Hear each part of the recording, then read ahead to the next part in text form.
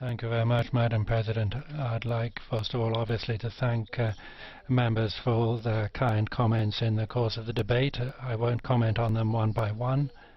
I think if there are any doubts about what a compromise means, it's been made perfectly clear this evening.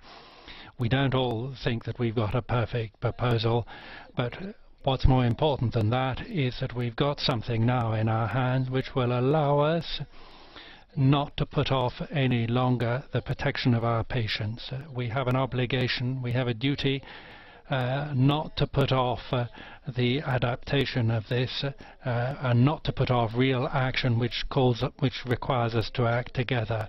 The Commissioner spoke about excipients and inspections in third countries. I tabled an amendment about compulsory inspections in third countries, but you win some, you lose some. It was explained to us that this was going to be impossible to achieve. And there's another point about this compromise that I'd like to make.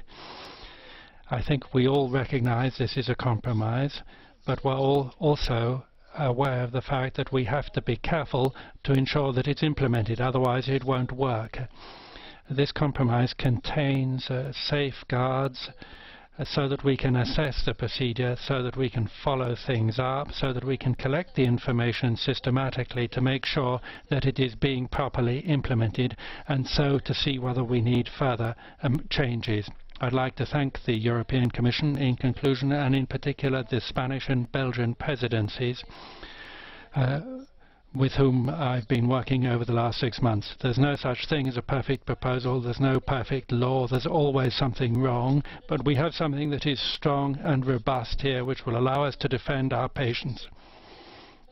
And as my speech is also full of mistakes, I forgot to thank Regina Bastos and Amelia Sartori, rapporteurs from the other two committees to whom I'm very grateful.